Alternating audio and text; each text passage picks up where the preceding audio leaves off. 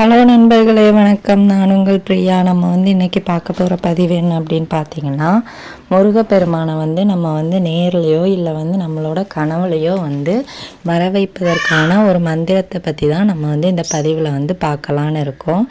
உங்கள் யாருக்கெல்லாம் நம் தமிழ் கடவுளாகிய முருகனை ரொம்பவும் பிடிக்குமோ அவங்க நம்மளோட கமெண்ட் பாக்ஸில் ஓம் சரவண பவான்னு சொல்லிட்டு ஒரு கமெண்ட் மட்டும் போஸ்ட் பண்ணுங்கள். எவ்வளோ முருக பக்தர்கள் நம்மளோட வீடியோக்களை தொடர்ந்து பார்க்குறீங்க அப்படிங்கிறத நானும் தெரிந்து கொள்வேன். நம்ம இந்த பதிவை எதுக்காக பார்க்குறோம் அப்படின்னா, நம்மளோட வேண்டுதல்கள் நீண்ட நாட்களாக முருகப்பெருமான் கிட்ட இருந்துகிட்டே இருக்கும்.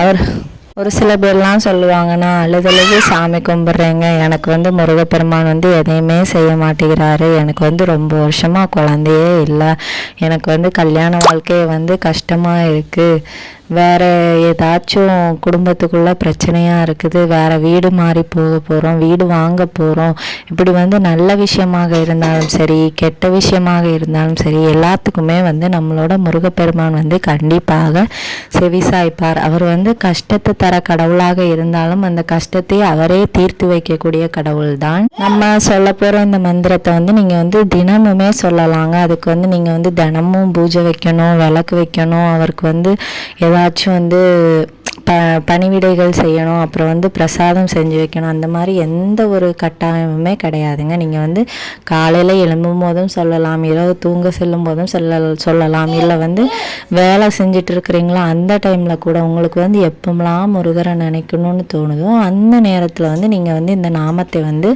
ஒவ்வொரு நாளும் சொல்லிட்டு வர கண்டிப்பாக முருகர் நம்மளுக்கு நேரடியாகவோ இல்லை மறைமுகமாகவோ காட்சி தருவாருங்கிறது உறுதி. அது உண்மையான விஷயம். கண்டிப்பாக நம்புறவங்களுக்கு கடவுள் என்றைக்குமே இருக்கிறாருங்க. அவர் எவ்வளோ பெரிய கஷ்டத்தை கொடுத்தாலும் அதுக்கான முடிவையும் அவரே நம்மளுக்கு தருவார்.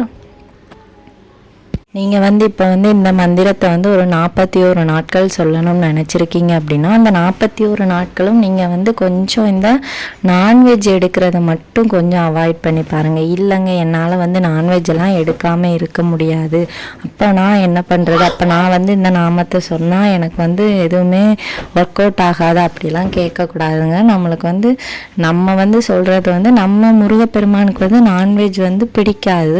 ஸோ அதனால் நம்ம சொல்கிறோம். உங்களுக்கு சாப்பிடாம இருக்க முடியாதுன்னா ஒன்றும் பிரச்சனை இல்லை. யார் சொன்னாலும் யார் நாமத்தை சொல்லி கூப்பிட்டாலும் கட்டாயமாக முருகப்பெருமான் வரத்தான் செய்வார். உங்களுக்கு ஒரு சில பேருக்கு கண்ணுக்கு தெரிகிற மாதிரி இருக்கும், ஒரு சில பேருக்கு கண்ணுக்கு தெரியாத மாதிரி இருக்கும், ஒரு சில பேருக்கு ஒரு என்ன சொல்கிறது வேறொரு உருவம் மூலமாக காட்சி தரலாம். இந்த மாதிரி நிறைய மிராக்கிள்ஸ் எல்லாம் அவர் பண்ணுவார். கட்டாயமாக நீங்கள் முருகப்பெருமானை நம்பி பாருங்கள், என்றைக்குமே அவர் உங்களை கைவிட மாட்டாருங்க. நம்ம சொல்ல போகிற இந்த நாமம் என்ன அப்படின்னு சொல்லிட்டு நம்ம இப்போ பார்த்துடலாம்.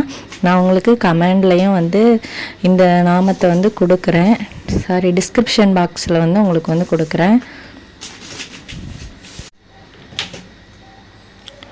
ஓம் சௌம் சரவண பவ ஸ்ரீம் க்ரீம் க்ளீம் க்ளௌம் சௌம் நமக. மறுபடியும் சொல்கிறேன், ஓம் சௌம் சரவண பவ ஸ்ரீம் க்ரீம் க்ளீம் க்ளௌம் சௌம் நமக. இந்த மந்திரத்தை நீங்கள் உங்களுக்கு எத்தனை முறை தோணுதோ அத்தனை முறை நீங்கள் சொல்லலாங்க. 6 முறை தோணுதுன்னா 6 முறை சொல்லுங்கள், 18 முறை சொல்லுங்கள், 21 முறை சொல்லுங்கள், 32 முறை சொல்லுங்கள், இல்லை 108 முறை கூட நீங்கள் தாராளமாக சொல்லலாம். உங்களோட விருப்பம்தான்.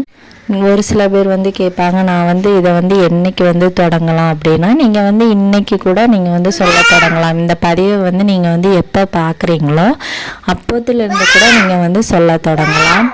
அன்னையிலேருந்தே நீங்கள் ஸ்டார்ட் பண்ணுங்கள்.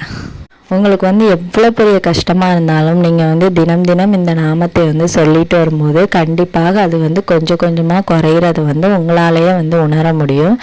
இது நம்பி செஞ்சு பாருங்கள், கட்டாயமாக நடக்கும். நீங்கள் எவ்வளோ கஷ்டத்தில் இருந்தாலும் முருகர் அவர் கையில் இருக்கிற வேல் வைத்து அது உங்களை காப்பார். அது அந்த வேல் வந்து எவ்வளவு கூர்மையாக இருக்கிறோ அதே போல் அவரோட காட்சி தரக்கூடிய விஷயங்களும் அந்த மாதிரி இருக்கும்.